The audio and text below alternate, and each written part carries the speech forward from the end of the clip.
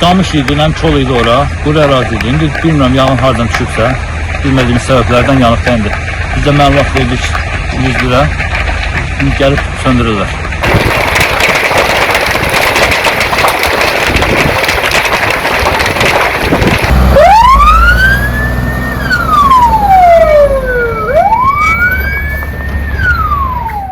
Göyçayda yanğın hadisəsi qeydə alınıb.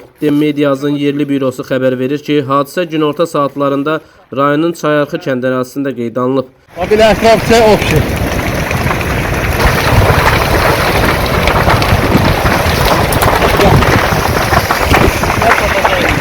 Qamışlıq və Yabanı kolluq ərazisində başlanan yanğın qısa müddətdə genişlənərək xeyli sahəni əhatə edib. Əraziyə dərhal Fövqəladə Hallar Nazirliyinin Dövlət Yanğından Mühafizə Xidmətinin Göyçay rayon bölməsinin canlı qüvvəsi və texnikası cəlb olunub. Yanğın söndürənlərin operativ müdaxiləsi nəticəsində alov qısa müddətdə lokallaşdırılıb.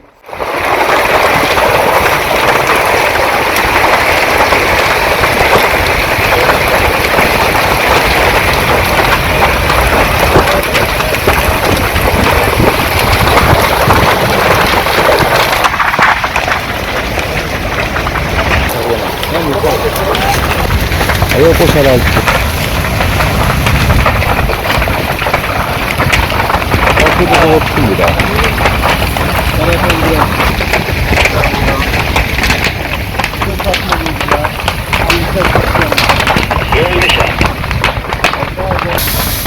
Yanğının yaxınlıqda yerləşən yaşayış tikililərinə, təsərrüfat sahələrinə və meyvə bağlarına keçməsinin qarşısı alınıb. Ne kadar razı yanan? Yanan 1 hektar toxumda su. Bağa keçə bilər, bağın da qardaş, ağaçlar da hamısı keçib onu yandıra bilər. Ne aşağıymış? Xurma ağaçları. Təxminən saat neçə var yanğın sizə məlumatına bax. Valla Necə oldu? 100 saat bundan qabaqda, 100 saat bundan olur. Hansı ərazidən yanğın gəldi? Qarabaqlar arasında. Qarabaqlar arasında. Yanında gedir. Başqa təhlükə nəsə var mı orada? Yəni işıq telləri, başqa da. Işıq tellər də var orada, orada evlər də var məsəl üçün. Burada bağlar var, əhalinin bağları var.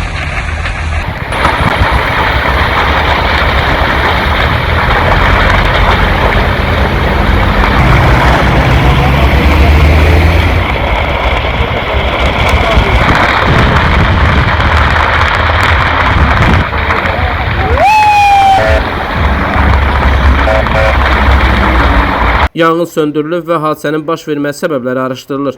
Nizami Rəsulov, Aqil Əsədov, xüsusi olaraq Dinastiv üçün.